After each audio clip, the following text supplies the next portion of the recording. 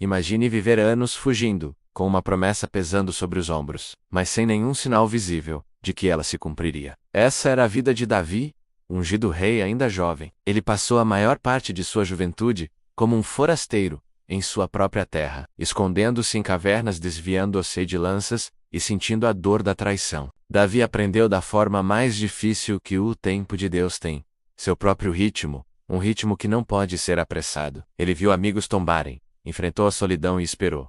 Esperou muito. Se inscreva no canal e deixe seu like. Então, finalmente, o dia chegou. Em Hebrom, um lugar que ficaria marcado para sempre na história, as 12 tribos de Israel se reuniram. Mas elas não vieram com espadas em punho para lutar contra ele. Pelo contrário, vieram com reconhecimento nos olhos e corações abertos. Seus líderes se aproximaram e disseram palavras que ecoaram por gerações. Nós somos teus ossos e tua carne. Mesmo quando Saul ainda era nosso rei, eras tu quem liderava Israel em suas batalhas. Naquele momento, em meio à poeira de Hebrom e ao som das vozes de seu povo Davi cantando, a longa espera estava terminando. A promessa, feita tantos anos antes por meio do profeta Samuel, começava a se desenrolar diante de seus olhos. Ali, diante do Senhor, eles fizeram uma aliança, e Davi, o pastor, o fugitivo, o guerreiro, foi finalmente coroado rei sobre todo o Israel. Aos 30 anos de idade, o trono que lhe fora prometido era seu. Mas a coroa não era um amuleto de paz. A vitória trouxe consigo novos desafios,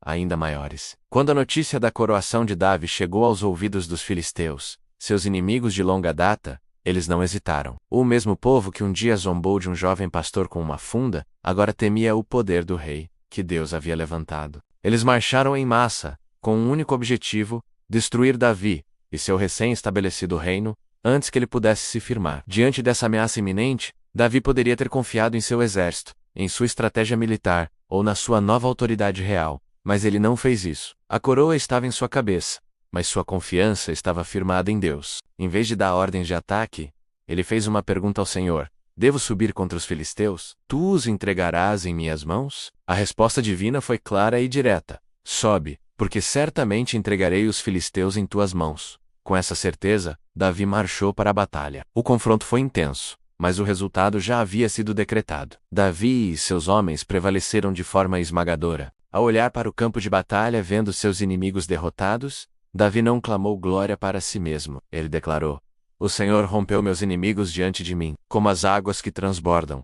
Para comemorar essa intervenção divina, ele nomeou aquele lugar de Baal-Perazim, que significa Senhor da Ruptura, porque foi ali que Deus abriu o caminho onde havia uma barreira, rompendo as linhas inimigas como uma enchente poderosa. A lição parecia aprendida, mas os filisteus eram persistentes. Eles se reagruparam e, mais uma vez, subiram para atacar Israel. A ameaça era a mesma, mas a resposta de Davi demonstrou uma sabedoria ainda mais profunda. Ele não presumiu que a estratégia anterior funcionaria novamente. Ele não agiu por conta própria. Mais uma vez, humildemente, ele consultou o Senhor. E desta vez, a instrução de Deus foi surpreendente e totalmente diferente. Não ataques de frente, disse o Senhor. Faz um rodeio por trás deles e aproximite por diante das amoreiras. E quando ouvires um som de passos nas copas das árvores, então te apressa, porque o Senhor terá saído adiante de ti para ferir o exército dos filisteus. Pense na fé que isso exigia: esperar por um som no topo das árvores, confiar em um sinal invisível. Davi obedeceu sem questionar. Ele e seus homens deram a volta, em silêncio, esperando. E então, o som veio. Um ruído de marcha, não no chão, mas no céu, entre as folhas. Era o exército celestial se movendo. Deus estava indo à frente da batalha. Antes mesmo que a primeira espada israelita fosse levantada, a vitória já estava sendo conquistada por Deus. Davi e seus homens apenas avançaram para finalizar o que o Senhor já havia começado. Com o reino consolidado e os inimigos externos subjugados, faltava um último grande passo: a conquista de Jerusalém. A cidade, então chamada de Jebus, era uma fortaleza natural, considerada impenetrável. Seus habitantes, os jebuseus, zombavam de Davi, dizendo que até mesmo os cegos e os coxos da cidade seriam suficientes para defender suas muralhas. Eles subestimaram não o exército de Davi, mas o Deus de Davi, onde os homens viam um obstáculo intransponível. Davi via uma oportunidade para a glória de Deus. Ele liderou o ataque. Contra todas as expectativas, a fortaleza de Sião foi tomada. A cidade que se orgulhava de sua invencibilidade caiu. E aquele lugar, antes um símbolo de arrogância, tornou-se a cidade de Davi, o centro político e espiritual de Israel, o lugar onde o trono de Davi seria estabelecido por gerações. A Bíblia resume essa jornada incrível com uma frase simples, mas profundamente poderosa. E Davi ia crescendo em poder cada vez mais, porque o Senhor dos Exércitos era com ele.